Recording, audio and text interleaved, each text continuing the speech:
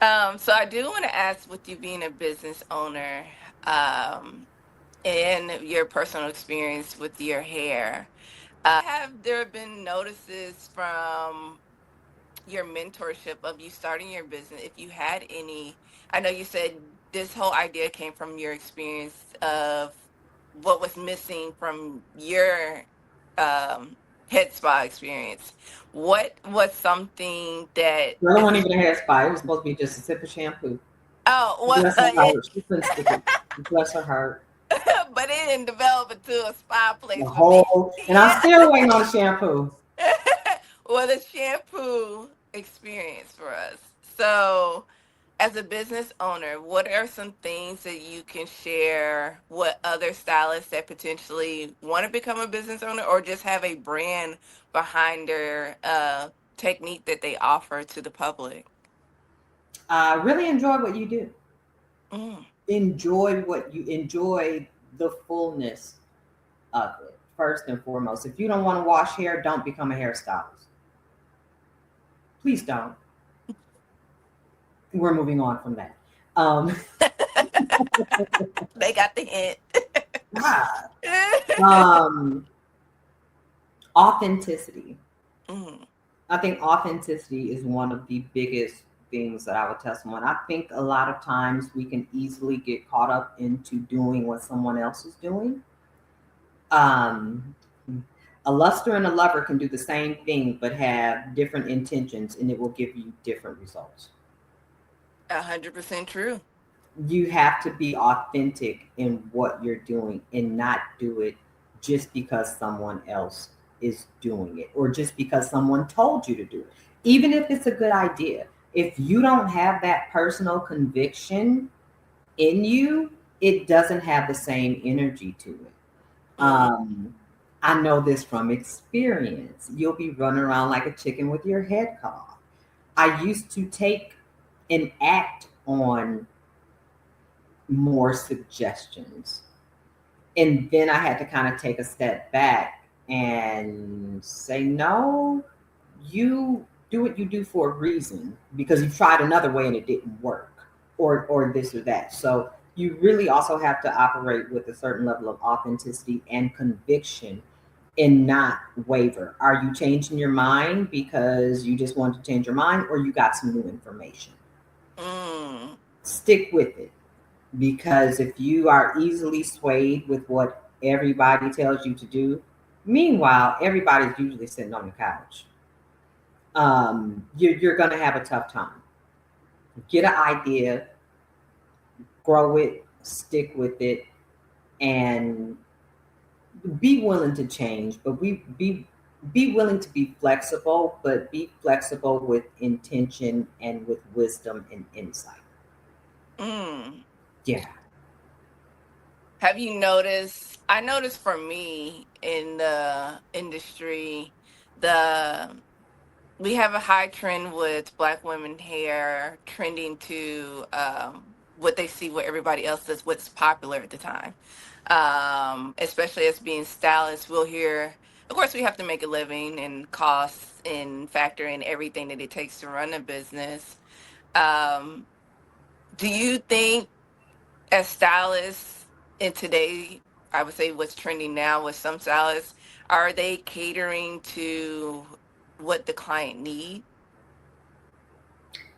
And this is strictly average. And of course, I'm not talking to everybody, but I'm immediately shaking my head. No, I think a lot of stylists are damaging women's hair. Look at our edges, Yes. gone. I They would rather make a quick buck than to tell somebody, hey, this is going to damage your hair.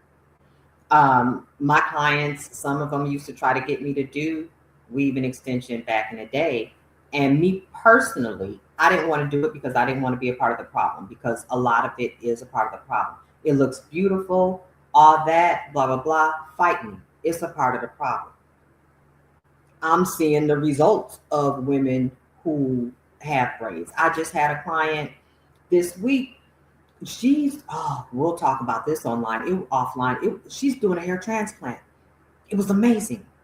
They're taking wow. follicles out of one part of your head and putting them into another, or the actual hair strand, because of the damage. Well, she chose this because of the damage she experienced when she was younger, not having a say in the type of style that Mm. she was to wear.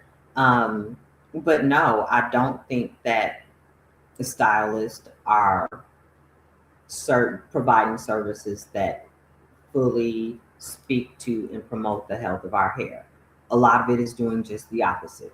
And that's where I come in. Come see me to help get that scalp and hair back in order. So Well, yeah, it's it could be. that stem cell experience. That's expensive. That is expensive, but some people, depending on where their state of their scalp is, Yeah. they have to do those treatment. But with you mentioning you had a client like that this week, that maintenance of the shampooing, because they're paying, she's paying for repair, but that maintenance of the routine of the knowledge of their scalp, and that is something I don't hear a lot of stylists talk about. We talk about the style of hair and the creation of these gorgeous extensions that we apply, but it's the a lot of us have hair underneath these extensions. Beautiful hair. Let me Yes. add, beautiful heads of hair. But there hasn't been, no one has took the time to tell Black women how to care for their hair. It hasn't been the interest in that part of it. You're just interested in getting paid for that install. It's funny you say that. I did not come fully aware of, okay, I didn't know I had curly hair until I was Most twenty of them. one. Yeah. I Yeah. I didn't know I had curly hair. I was Mhm. so used to getting I used to get stretch relaxers. Which stretch relaxers is where you go several months before you got your next one. Loved it. Hair was down my back until then I got introduced to wanting to dye my hair, and then went through exposure of breakage and things like that. Um when I graduated from college, I decided that was like 20, I would say 2014, around 2013. That's when I noticed all of the big chops. We were doing the big chops, and I've had plenty of big chops I can speak from. I would say I guess I was addicted to getting a relaxer because it felt normal to get a relaxer. That was our norm. Yeah. Um, so when I mentioned I didn't know the texture of my hair till I was in my 20s, I was in full amazement where I did not know how to take care of my hair. Yeah. Did not know what to do, didn't know what products to use. I was doing the old school way of water and grease because that's what I was just acclimated to doing when it was time to get a relaxer. You know, when it's starting to curl, we put a little moisture on it until it's time to get to the next one. So that is something that I'm kind of embarrassed about because I'm in my 20s and I don't even know how to take care of myself, basically. Yeah. That's how I looked at it. Yeah. I was calling my mother, what did we used to use? What I know there was a period of time, of course, as a minor, I had natural hair, but I didn't remember the identity of that. It's been so Right. long that I was getting that relaxer. It it took over my identity. Yeah. Yeah. Outside of that, I didn't know who I was. Yeah. I think Um, that's the same for a lot of us who went natural. And hair and identity is just serious. Period. If your hair's not right, you don't feel right. right, That's just a given. Um, but in our times, a relaxer was that was just the norm. At some point, ooh, girl, it's time for a relaxer. I had right. no idea what my curl pattern was. All I knew is I wanted to sleep in a little longer instead of curling my hair with Marcel curlers every day. Hey. I love those. But at first, there was nothing out there for us because there was really no such thing as a natural hair care movement. And now there's a plethora of things. So now we have that to work through also. And to be honest, trial and error really is the only way to work it. You don't know what works until you try it. With certain hair textures, there is going to be a ooh, don't touch that or don't touch that. Um, but the other thing that I'm also really big on because of all of this is simple, basic hair 101 education. Mm-hmm. Wash, condition, detangle. I could spend a solid hour just on that. And that is something that we need to be doing within the cosmetology industry, cosmetology field with Black women is simple education because it is a lot to simply wash and condition our hair. Oh yeah, it takes. I can't even A finish lot. in one day. Yeah. I'm I taking mean, breaks. yeah. My clients are like, oh my God, thank you. You have saved my wash day. Or, oh my gosh, my wash day was nothing like it would have been if I would have had to do it at home.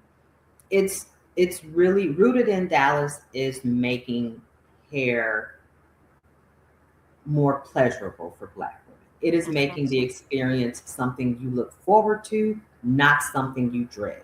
We love our hair. Do many of us dread wash days? Yep, because it's a lot. Real simple. So, hair 101, shampoo, conditioning, detangling. I would love to do workshops. Definitely going to look into whatever space that I would be able to do that with. But again, it's needed. And especially with the whole trend of these new different type of combs that are coming out and the brushes. Yeah. Um, I was one of the ones, and even though I grew up in the industry, I know you're gonna get on me about this. I would take a comb and just would be doing this with my braids, Whew. having balls of hair falling out, and thinking like, "Oh my God, my hair falling out," but not realizing I was pulling the hair out. Yeah. Yeah. I'm thinking that, oh, I'm having hair loss issues, but because of no reminder of the proper way to take care of my hair, all these different type of brushes and combs are coming Yeah. out and not knowing they're not for my type of hair or the correct way to use them. Yeah. I would have balls and balls of hair just breaking off, and I was like, okay, what am I doing wrong? So coming to you and you mentioning that the proper way of taking down braids, the reset, the tension that it needs to be applied after we take down those high intensity hairstyles. Yeah. That is something is truly missed. And as I mentioned, I was a bad person in that. I was doing the double X's not supposed to be doing. And had to experience major hair loss in different areas to where it's like, well, I'll just put weave on it. And it's like you're rolling back into that cycle of covering and damaging, covering and damaging. Yeah. So that and as soon as you do those hair classes, I'm a person who needs to be in the front row and might need to get some text reminders like start at the bottom. Start at the bottom. And I tend to forget to share really basic tips like that. I forget Mhm. that people don't know. I've been doing this for over 30 years, and I have to kind of take a step back and break it down to basics. And that's why I tend to explain everything as I'm doing it because a light bulb might click for someone really simple that otherwise would not have. I don't know how many times I recommended a tangle teaser, which is pretty much the only thing that I use to detangle. I thought everybody knew about a tangle teaser. Some people never saw it before. I have to remember that. Just recommending a tangle teaser will save someone's life. Everybody with thick natural hair, go get a tangle teaser. Maybe $10. Save your life, especially for your kids. Well, thank you. Tangle It's teaser. been, oh my goodness, those crying days of Yeah, detangling. I had so many moms when I was in the salon before say, "Oh my God, doing my daughter's hair is so much easier, and we don't have to fight, and it's not as many tears because of the tangle teaser." So, Oh, okay. So yeah, that's a huge testimony. So go get those huge. tangle tweezers Please get them. and allow that baby to rest and have an enjoyment around getting their hair done. A lot of Mm. kids don't want to get their hair done. I remember hearing parents, especially my grandmother was one of them, saying like, "Why isn't Allie's hair done?" And my mama said she just won't let me touch it. Yeah. Yeah. But it's because either they were combing my hair with the type of curls I had, they were my hair's super tangly. So it's like you're combing it dry, or you're not using you're using a comb and not teasing softly. It's allow us to not have this horror story of tenderheadedness that you're creating and making us hate doing our hair because of our natural state of what it Yeah. is. Yeah. So So yeah. I'm doing my best to inform the masses. Well, you're doing a great job. Thank you. Thank you. Solid nutshell. When you recall your time, your service at Rooted in Dallas, what goes through your mind? What sticks out? If you were describing this to someone in a bit, what would you say? If I was describing my experience, it would be what one word I can come up with. Ooh, I can come up with several words, but I would say a reset. I know me and you have talked about that. Yeah. It is extremely. It's a reset of coming back to you. Um, I would tell the person if as a black woman, our hair tells us where a lot of us where we are without even saying it. Um, where either if you had a busy schedule or and you don't have time for yourself, you're raising your kids, you're in school, or just work in general, or just life is just taking over. Um, you can tell a lot from our hair. And I, for me, if I was talking to myself on the street and I know when it's time, I'm normally in a ponytail, just constant ponytails back to back, back to back. And I would tell myself, you need a reset to the point where you trust somebody else to allow you to breathe again. Mm. Okay. This is a, because in that standpoint, I'm looking for help. Yeah. And this is the space where when I told you when I walked into the building from the first door before even getting to your suite, you were walking down this hall of elegance and um a sanctuary. The location that you are in is a perfect location in my opinion, and we are able to walk down this hall. We get to your door. You already get the identity of what of the tone. I wouldn't say the identity of exactly, but you get the theme of the identity as soon as you see the door and the name. And then when you walk in, for me, it was of course, an but it was a safe and centered and a take this weight off my shoulder experience. Yeah. Another word I do want to say is safety. Yeah. That the safety of that one-on-one experience with you. Um, to the point where before we lay onto the table, you of course I didn't have like an extension or wig or anything, but I'm not sure if you ever had a client that came in with their hair already covered, and you allow that 1 second, maybe 2 minute time, you step out of the room Yeah. and then you come in. It to me, if I was in those shoes, it it allows a person to accept who they are and then trust you to figure out what's going on. Like you said, you have a lot of clients, or not just a lot of clients, you have experienced clients who haven't had a proper shampoo experience with a stylist in years, Yeah. maybe decades. Yeah.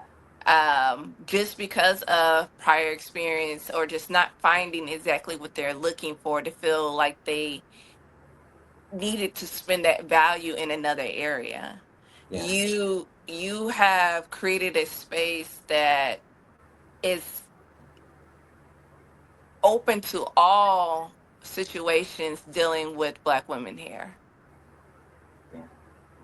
I would say that that's my true experience of mine, and being a student in the game, um, trying to get my, like you said, be pure in your intention. And I wear a lot of my style out on my sleeve. I'm not just a one pinpoint person. They like to call me a chameleon. Your environment allowed me as a chameleon to feel like I just can blend in. Mhm. Yeah. And you were open to it. You didn't give me a presence of rejection, or saying what I wasn't properly doing or things like that. It was a pure experience of education, of you being my stylist at that time. Well, thank you. I'm You're glad. welcome. Um, Something that I take very seriously is I almost call it client attorney privilege. Uh, it's something I definitely recognize when I moved from my corporate career to the salon. A lot of my corporate colleagues became my clients in the salon. Totally different relationship, and it's very near and dear to me because I came to know a lot of Black women that I work with in the corporate world to depths that I would have never known them simply being their coworker. There, I often say there's an invisible wall that totally drops as soon as somebody sits in your chair. I know a lot of people's deepest, darkest secrets. I know a lot of family business, things like that. One, you have to be a person of integrity to be able to hold that. Two, you really have to be able to hold space for people. We are, in a way, underpaid therapists. And I totally respect and honor that because that is not something that you come by easily at all. So I operate with that honor and respect and gratitude that people trust me to that level that they'll share things that they won't share with anyone else. Um, I often give the example of, it was funny, the astronaut, the astronaut, I think like back in the late 90s, maybe early 2000s, that drove like halfway across the country. This poor baby drove halfway across the country in a diaper because she I didn't want to stop remember and pee. that. To like, I don't know if she did harm, it was a girlfriend of her ex. It was a domestic issue. I sometimes find humor in things that I shouldn't. Oh well, I accept that now. Um, I took one look at her and I said that baby needed to go see her hairstylist. I could tell her she had a solid 2 inches of new growth. Your hair grows a quarter inch a month. That means it was a solid bunch of months since you saw your hairstylist. I said if that lady would have sat in her hairstylist chair, had a hairstylist, that hairstylist would have talked her down. Oh yeah, She that would would have have never told that happened. hairstylist what she was thinking about, and that hairstylist would have been like, "Girl, you're tripping." I took one look at her and said, "She didn't go see her hairstylist. Her Mhm. hairstylist would have talked her out of that crazy cross country trip." Yeah, So I yeah, remember that. That was like a huge topic of it. Well, one, it was a shock. It was insane in my opinion. But yes, it's funny you clearly was said not that. hobby. It's funny you said that because just that simple service can reset someone's whole vision standpoint of their day. Yeah, and I'm happy you said the word reset. I've gotten that very specific word more than several times. And I had the honor of listening to a client on the phone as I was finishing her last month. And she literally told her homegirl, this was a nervous system reset. She said, Mm. girl, this just reset my whole nervous system. And I was so glad because that is what I set out to create. And I'm very glad that I don't have to say it in order for it to be felt. So, Oh no, you leave that mark. I mean, I tell you this all the time, and it's an educational standpoint outside of hair. It's a reminder. It's something that as Black women, we naturally in our community already have, and it's a not just a reminder, but it's a practice. You have created this, like I said, this space where you, one, you're a Black woman, so you know what we're used to.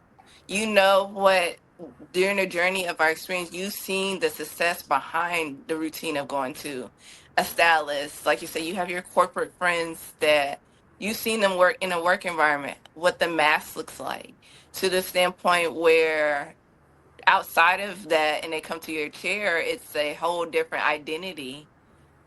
Just imagining like individuals that are not having a routine stylist, that they're able to do that tension, and that your nerves got to be offset yeah, a lot. yeah, It's that constant frantic, just that. I believe what mine was, of course we talked a little bit, but my service is like 2 hours to three, but just those simple little seasons of being able to have that 2 to 3 hours of nothingness, yeah, it does a lot for your human existence. yes. Nothingness has value in some places. Doing nothing, I should say, some resting, that's the word. True rest is very valuable. And I think a lot of times there's guilt associated when we rest because we feel like we have to fill every minute and everything with stuff. Gotta do, gotta do. No, no. So I'm bringing back ease, no Right. rushing. So yes. But yes, I mean, you got to continue doing it. You had that natural harmony, like you said. When you walk in the room, your vibe is already chill. So it don't do nothing but force you to match your chill You're from gonna your have to match it. voice. You gonna have to. I'll sit there until you bring it down. But no, Yes. you gonna have to match it in here. Outside, do whatever. But in here, you had to come on down. Yes. Yes. We need it. It's a lot. We take a lot on ourselves. So just that creation and that identity around our hair allows us to, like I said, feel seen. Yes. That's all we want. Well, that's all I want. Is just see me. Well, Allie, I thank you very much for seeing me. I Of really course. appreciate it. I appreciate your dedication. I appreciate your passion, your genuineness, and your authenticity in everything you do. Thank you, and I appreciate you for allowing me to. I appreciate you answering my spam email. It will always be the spam email to me. It was because I think it took a couple of days. A lot of times I'll get emails and I'll see them, but I might be in a position where I can't answer, but I'll just, glance and I was like, oh, okay, we'll get back And to that. you know how many times I read over the email trying to make sure I didn't sound so corporate and professional. I mean, now when I did read it, no, you want to sound professional, Right. But but I wanted that personal, what is not it personal, came but in, that yes. human connection, And that when I read overlay it, line. that's when I was like, oh no, someone wrote this. And they took their time. And it looks like they've been writing it for a while. I saw all of that. I was like, oh dear, oh my, let me answer. I'm sorry, my bad. Yeah, no, I understand. It's just I wanted to be able to tell you what I wanted from you without skipping over anything. I wanted to share my journey with you. And I know like the journey it's a roadmap. It's gonna Oh, continue and continue and continue. But I wanted to share where I was and see the passion behind of I respect you as a businesswoman. I see the identity of, well, not just see, I experience it from the corporate end to just being into the entrepreneur spaces, and then the common passion of the beauty industry. It was more of an excitement. I was like, oh my goodness, I found somebody just like me. True, true, true. So that, and when I say I am honored for having you as a mentor and you sharing this space to allow me to see and learn from you, it's greatly appreciated. My pleasure. Now Thank you. this is one of my favorite parts. I purposefully never tip anyone off to this question. Okay. My assumption is you've yet to see um, a full episode of a Hot Comb Chronicles, specifically the end. Every Hot Comb Chronicle ends with this question. Okay. What is your very, and I'll explain this off camera. It's a little research I've been doing kind of for years. So I'm taking the Okay. opportunity to further this research that I don't know. Maybe it'll end up in a book one day. What is your very first memory ever in life? Period.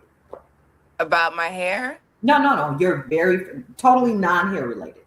What is Oh. your the very first thing you remember in life? Ooh, I very know. first thing I remember Go in back, life. like yeah, back. The very first memory you had. You want to know? Gardening with my grandmother. My grandmother had a garden. She grew tomatoes, cucumbers, and cabbage, name it. Um, Picking it, going through during the summertime when I'll go visit, it'll be time for picking. She'll give me my little basket and let me go through and pick everything that was time. Oh That wow. is my favorite. That was a time where I felt like nothing. She would cut out my tight hair rubber bands she hated. She'll just leave the little barrettes to dangle. I'll go put play clothes on, and it was the nervous reset Mm, from, because I was a city kid. I didn't grow up in the country. I grew up moving to different states and city, so that was a different experience for me to feel free and within nature, and I could just grab a tomato and start eating it right there.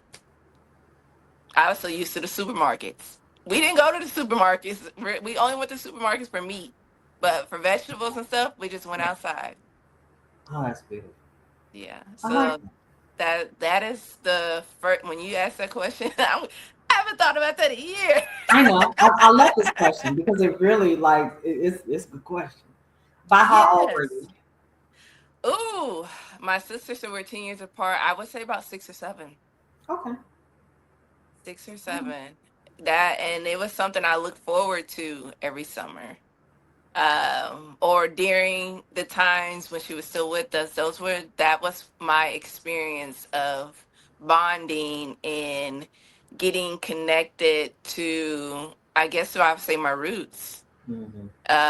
From my mother grew up in a small country town in Kentucky to where she developed into a whole business owner in the cities. And I call her my personal Madam CJ Walker, because when the movie finally came out, I was like, Mom, this is you.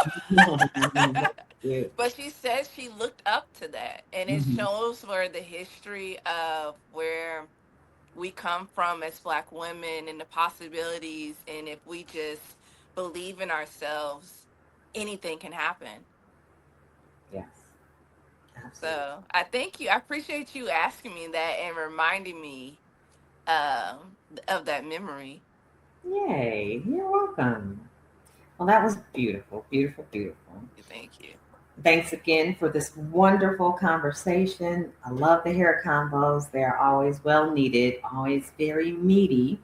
And Rooted in Dallas is definitely in full swing. Uh, Dallas appointments are taken Thursday, Friday, Saturday, and you can get more details about the service online at www.rootedindallas.com. ROOTD in Dallas. We're on Instagram, Facebook, You can check out all previous Hot Home Chronicle conversations on YouTube, and we will have our upcoming Bubbly Exchange coming in July, so be sure to look out for that.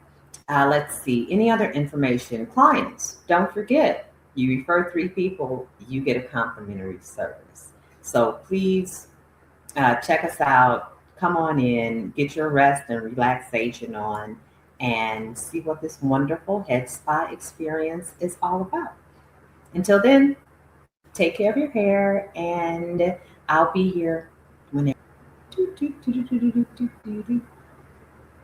Not the singing.